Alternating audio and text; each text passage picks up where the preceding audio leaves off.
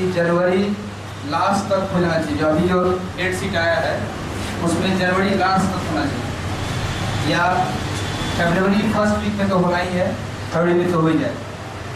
मुझे लगता है कि 12th बोर्ड के लिए जो सबसे बड़ा प्रॉब्लम है स्टूडेंट्स में, सिलेबस और रिवीजन। सिलेबस और रिवीजन दो चीज। तो टीचर को सिलेबस के साथ साथ रिवीजन के भी ध्यान, जितना हम लोग पढ़ चुके हैं, अगर हम लोग लेट सिलेबस खत्म करेंगे और स्टूडेंट्स रिवीजन करना बाद में शुरू करेगा। अगर मान लो दिसंबर में हम सिलेबस खत्म करते हैं और जनवरी में एग्जाम है, तो तुम कब रिवीजन करोगे? हमारे पास समय नहीं। तो हमको इनपुट के साथ साथ आउटपुट पे भी ध्यान देना। इनपुट के साथ साथ आउटपुट, मतलब हम जो दे रहे हैं उसमें तुम कितना ले रहे हो, इस बात का भी ख्याल रखना होगा। और हमको लगता है कि प्रॉपर्ली रिवीजन अभी से हम लोगों को करना होगा। इसमें रिवीजन में चैप्टर वाइज क्वेश्चन बैंक,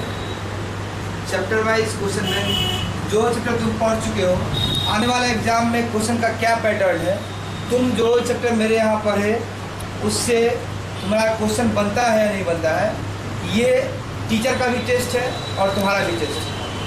ये टीचर का भी टेस्ट है और तुम्हारा भी टेस्ट है कि तुम जो क्वेश्चन जो चैप्टर पढ़ चुके हो उस चैप्टर को तुम क्वेश्चन बैंक से बना के देखो खुद से, और तुमसे अगर बनता है 100% बनता है, एकदम सही जा रहे हो, शिक्षक भी सही है, पढ़ाई भी सही हो रहा है, जहाँ भी पढ़ रहे हो, चाहे मेरे यहाँ पढ़ रहे हो या कहीं भी पढ़ रहे हो। और रिवीजन बाद के लिए नहीं सोचो, अब जो 4-5 मिनट समय है तो अभी से ही ये काम करना शुरू कर दो। नहीं तो बाद में क्या होगा, इंग्लिश भी पढ़ना पड़ेगा, इंग्लिश का भी, हिंदी भी पढ़ना पड़ेगा, बहुत कुछ तुमको एक साथ ध्यान देना पड़ेगा, बाद में हौच-पौच हो जाएगा। इसलिए अभी से अगर चैप्टर वाइज तुम काम करते हो तो ये फ़ायदा तुमको हो जाएगा। और ये हम काम करवाना शुरू कर दिए, और यही कारण है कि हम थोड़ा ज़्यादा समय देकर तुम लोगों को काम करवाना शुरू किया है।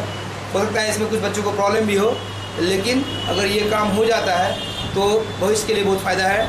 12th का एक ही बार रिजल्ट आता है, जीवन भर वही रिजल्ट, तुम अपने बेटे को, पोता को भी यही रिजल्ट दिखाओगे कि 12th में हमको इतना नंबर आया था, तुम भी मन लगा करो।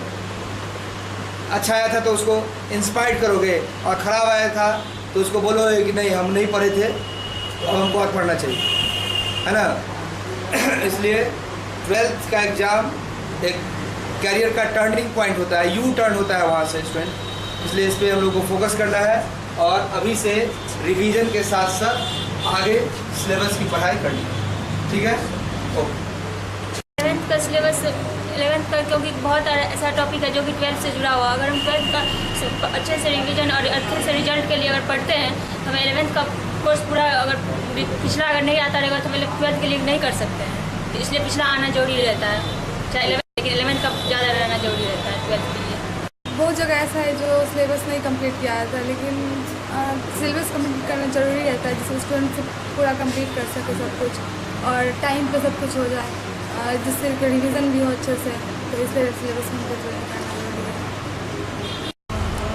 शिक्षकों को अभी सिलेबस कंप्लीट करना ज़रूरी है, तो सभी शिक्षकों को हमको देख के करना चाहिए कहाँ अच्छा पढ़ाई होता है, कहाँ नहीं होता है अच्छा, तो सभी का टेस्ट लेके अच्छा से करना चाहिए। शिक्षकों का चयन करें पढ़ाई करने के लिए, मतलब बोर्ड के लिए सबसे पहले 12th के लिए ज़रूरी है, उसके बाद कंपटीशन के लिए भी ज़रूरी है। जैसे कि मुझे देखिए 11th में हम अच्छा टीचर का चूज़ नहीं कर पाए, गलत जगह पे पढ़ने लगे, कटघारा में जाके खड़े होकर पढ़ने लगे, अच्छा सिलेबस का तैयारी नहीं हो पाया था, सर से दौड़ कूद सर हमको भगाने लगे क्लास से, बोले यही बताएंगे कल आना, संडे को पढ़ाएंगे, मंडे को अगली बैच में बुलाएंगे, लास्ट में 12th में 3 महीने के बाद शुरू करेंगे। हम बोलोगे, लास्ट टाइम हमको पता चला कि यहाँ पे सर पढ़ाते हैं आलोक सर, फिर हम सर से आए पढ़ने के लिए, हम पूरा 3 मंथ में ही पूरा 11th हम पढ़े थे यहाँ पे, लास्ट में 12th का ही पढ़ाई करी और मेरा अच्छा जा रहा है यार। इसलिए हम 11th पढ़े, भले 3 मंथ पढ़े, लेकिन 3 मंथ में हम NCERT लेवल पूरा कंप्लीट किए और कुछ अलग बुक भी बनाए, इसलिए मेरा 12th अच्छा जा रहा है। अगर हम 11th नहीं पढ़ पाते तो मेरा 12th अच्छा नहीं जा पाता।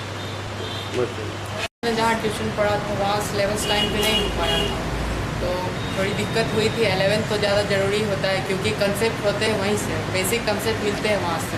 तो 12th में इसकी लिंक होते हैं जहाँ पे आपको कुछ सब कहीं टॉपिक में दिक्कत आती है, वो कंसेप्ट नहीं हो पाया था 11th में, बट फिर बाद में आलोक सर के यहाँ पता चला तो 12th में यहाँ आया। उसके बाद फिर थोड़ा थोड़ा कंसेप्ट मिला अच्छा।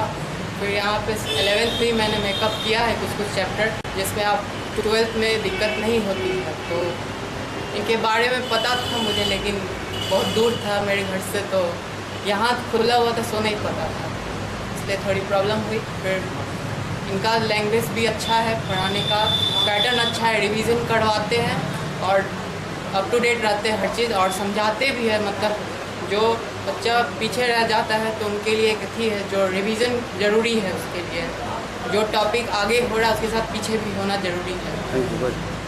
बिना 11th के 12th नहीं हो सकता है। किसी ने बड़ा अच्छा एक लोकोक्ति बनाया था कि 11th हाफ तो 12th हाफ। तो मेरा भी मानना है ये बात सही है, क्योंकि मैथमेटिक्स या कोई भी साइंस का कोई भी टॉपिक 11th से 12th लिंक होता है। बिना लिंकेज के उस लिंक को पकड़े हुए हम आगे नहीं बढ़ सकते।